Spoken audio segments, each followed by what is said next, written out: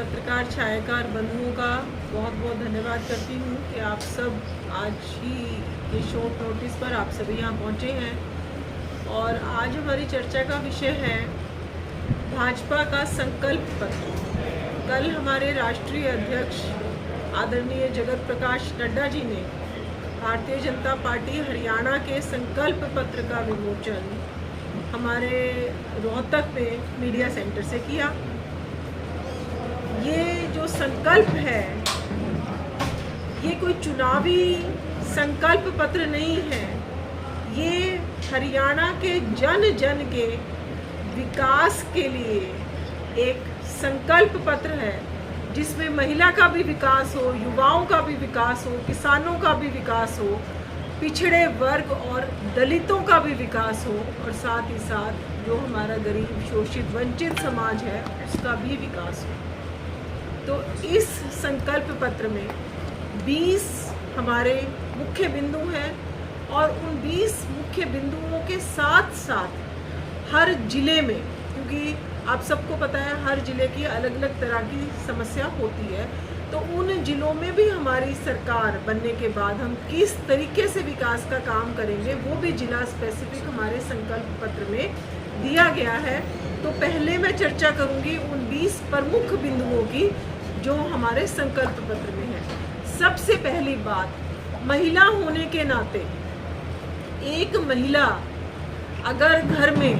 पर्याप्त साधन नहीं है तो रसोई चलाने में कितनी दिक्कत हो सकती है, उस चीज को समझते हुए भारतीय जनता पार्टी ने लाडो लक्ष्मी योजना के तहत, लाडो लक्ष्मी हमारे यहाँ जब भी बेटियां होती है तो हम उनको लक्ष्मी बोलते हैं, लाडो बोलते हैं, लाडो लक्ष्मी योजना के तहत हर बहन को 2100 रुपये प्रति माह देने का संकल्प किया है।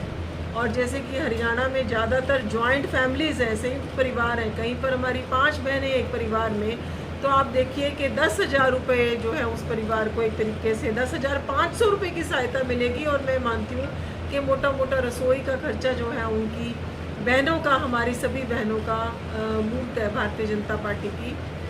हरियाणा में जो 8 अक्टूबर को सरकार बनने वाली है वो सरकार जो है वो मोटा मोटा खर्चा जो है वो वहन करने वाली है। उसी तरीके से बहनों को जो हमने 500 रुपये प्रति सिलेंडर देने की व्यवस्था हमारे मुख्यमंत्री नायब सिंह सैनी जी पहले ही कर चुके हैं, वो 500 रुपये में सिलेंडर देने की व्यवस्था ऐसे ही चालू रहेगी जैसे अभी भी हमारी है। तो हमारी बहनें पीएम उज्ज्वला के तहत मोदी जी ने उनको सिलेंडर देने का काम किया और वो सिलेंडर उनके बजट में आ जाए, वो सिलेंडर 500 रुपये में आ जाए, उसकी चिंता हमारे मुख्यमंत्री नायब सिंह सैनी जी ने करी। तो वो व्यवस्था आगे भी ऐसे ही चलती रहेगी। उसी तरीके से अगर हम शहरों में विकास की बात करें तो IMT खरकोता की तरजीह पर पूरे हरियाणा में 10 अति आधुनिक शहर बनाए जाएंगे और उन शहरों में ये सुनिश्चित किया जाएगा कि वहाँ के जो व्यापारी हैं वो या जो भी उद्योगपति हैं वो 50,000 युवाओं को वहाँ पर काम दे। और जो उद्योगपति इस तरीके से हमारे युवाओं को काम देंगे उनको विशेष प्रोत्साहन हमारी सरकार की तरफ से मिलेगा। आज तक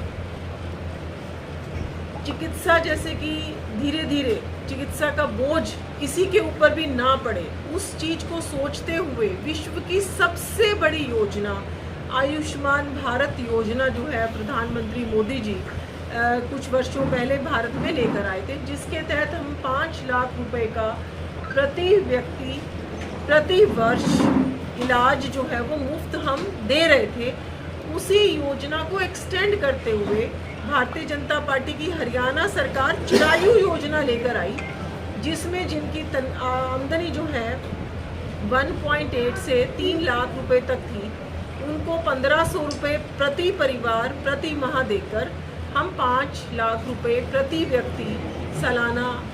इलाज जो है वो मुफ्त दे रहे थे। तो अभी इसी योजना को एक्सटेंड करके, चिरायु आयुष्मान भारत को एक्सटेंड करके 10 लाख रुपए तक का इलाज प्रति व्यक्ति प्रति परिवार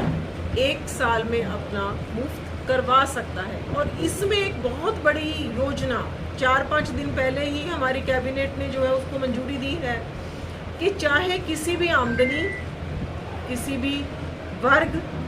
किसी भी जाति से जो भी हमारे सीनियर सिटीजन्स हैं, जो 70 साल से ऊपर के हमारे लोग हैं, उन सभी लोगों को 5 लाख रुपए तक का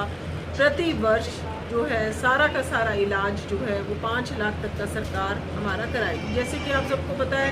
कि जो हमारे सीनियर सिटीजन्स हैं, अगर वो इंश्योरेंस भी करवाने जाते हैं तो उनका इंश्योरेंस भी बहुत महंगा होता है। तो उन सीनियर सिटीजन्स को किसी भी तरीके की दिक्कत ना आए, ऐसे सभी सीनियर सिटीजन्स का, चाहे उनकी कोई भी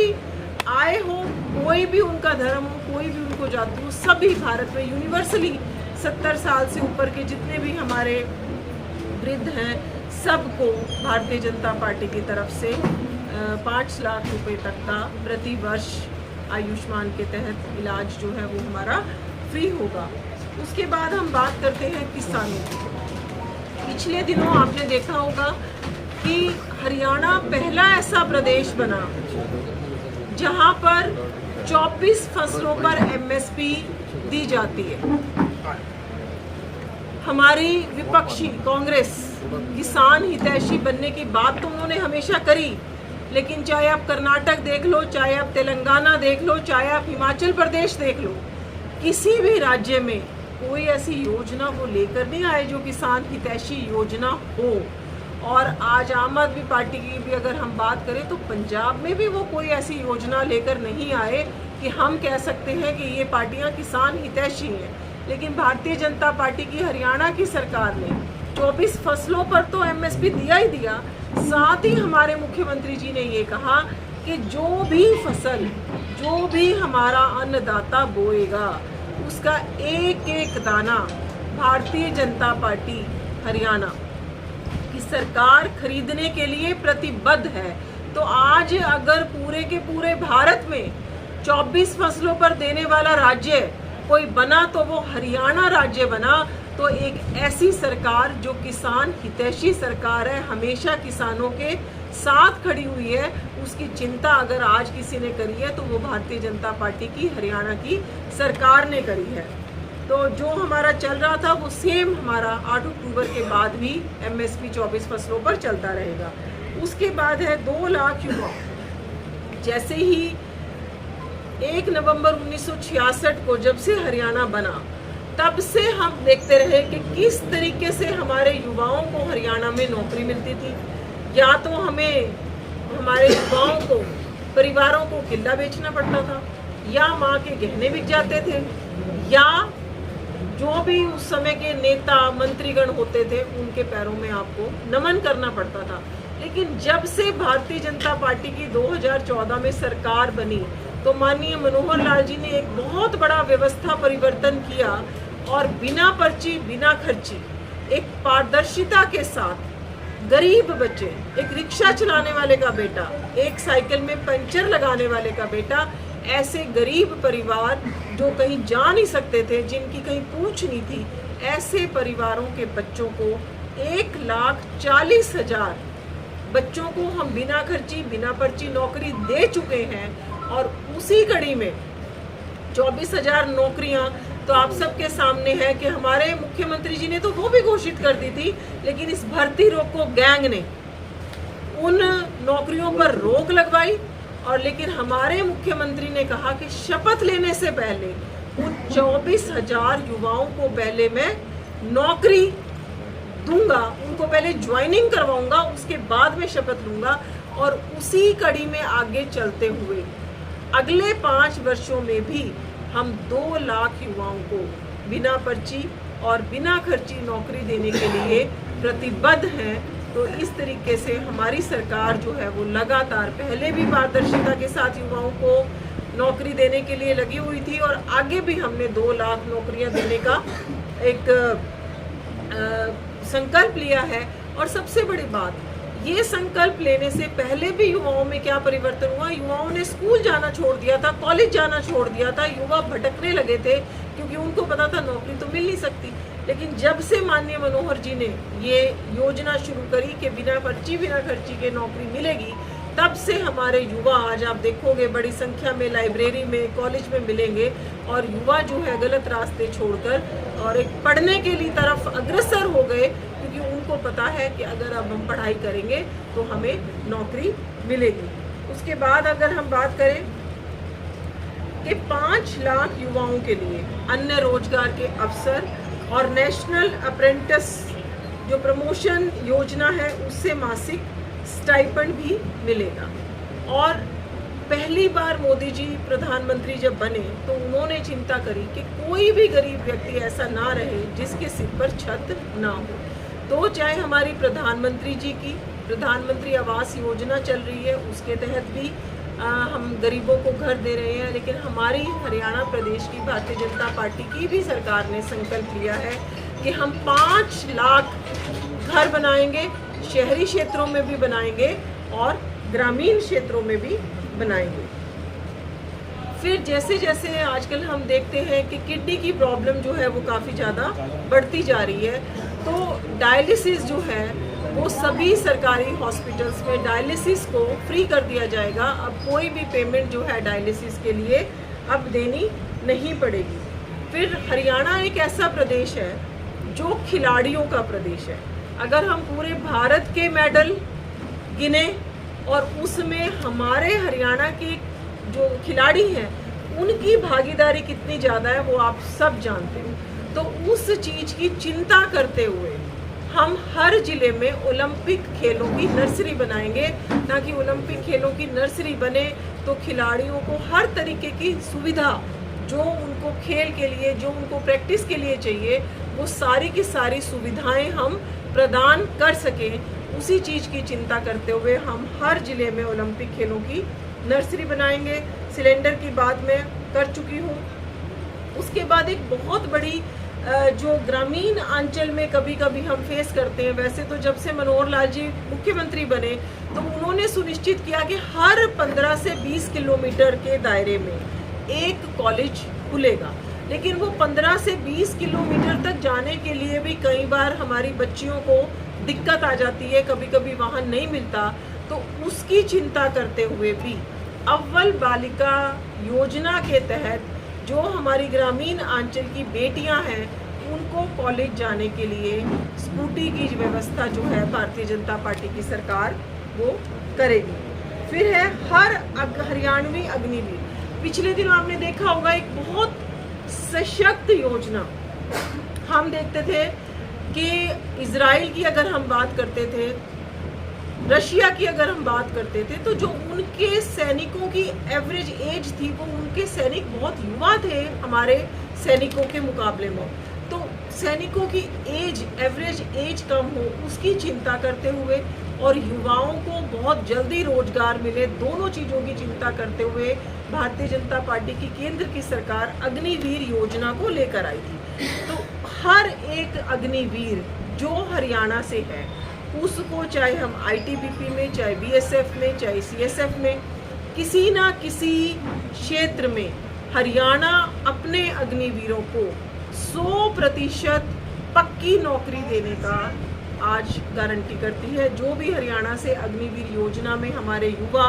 शामिल होंगे और जब वो अपनी योजना कंप्लीट करके वापस हरियाणा आएंगे तो उनको 100% नौकरी सुनिश्चित हमारी भारतीय जनता पार्टी की सरकार जो है वो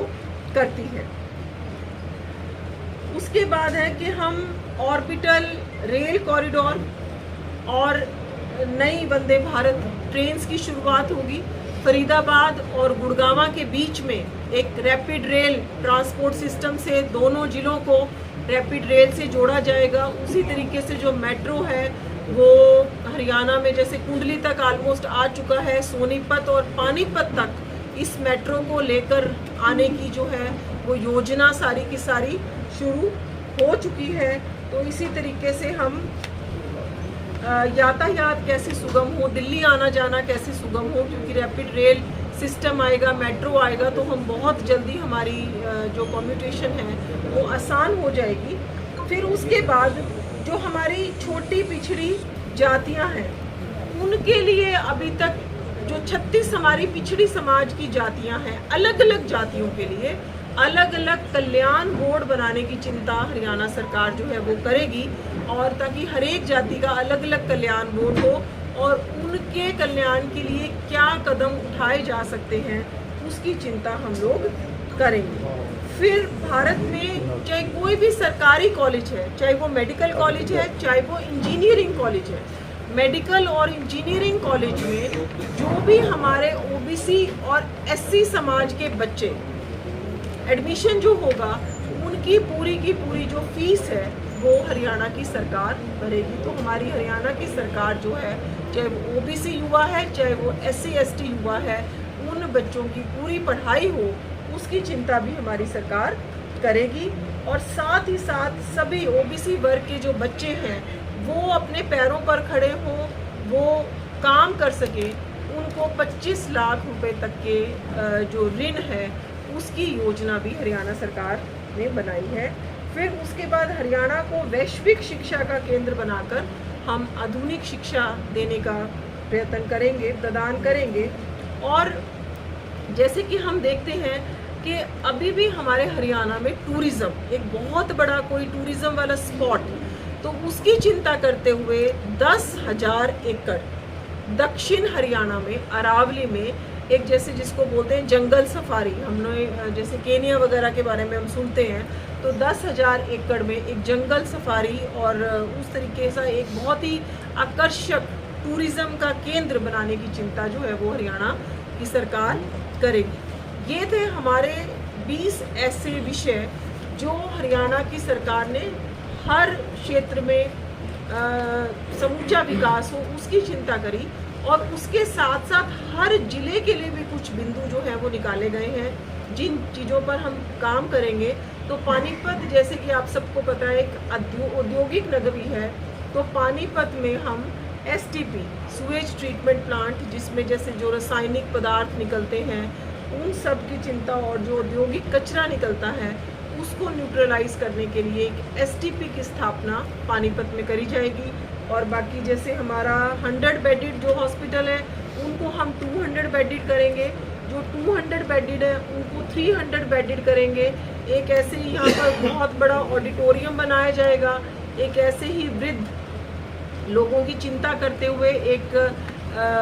वृद्ध आश्रम जो है उसकी चिंता करी गई है। पानीपत के हर गांव में महिला चौपाल बनाई जाएगी। आप सबको पता है कि आज हमारे ग्रामीण परिवेश में जो भी चौपाल है वहाँ पर कहीं ना कहीं महिलाएं जा नहीं सकती, तो उसकी भी चिंता करते हुए हर गांव में एक महिला चौपाल बनाई जाएगी। और दृष्टि केंद्र के नाम से कमांड नियंत्रण केंद्र हर जिले में बनाए जाएंगे, जिससे जो भी हमारी सीएससीज में काम हो रहा है, जो हमने कोई एप्लीकेशंस देनी होती हैं और जो उनको लाभ मिलना होता है, तो उस सारे के ऊपर एक नियंत्रण कि अगर मेरे को कोई सरकारी योजना का लाभ लेना है तो मैं एप्लीकेशन कैसे भरूं, उन सभी चीज़ों की चिंता करते हुए एक ऐसा घोषणा पत्र हमारी सरकार लेकर आई है जिसमें हरियाणा के हर क्षेत्र का विकास हो, हरियाणा में किसान का, युवा का, महिला का, इन सब की चिंता करते हुए एससी एसटी समाज का, ओबीसी समाज की चिंता करते हुए हमारी सरकार एक ऐसा संकल्प पत्र लेकर आई है, और ताकि हरियाणा का हर तरीके से विकास हो।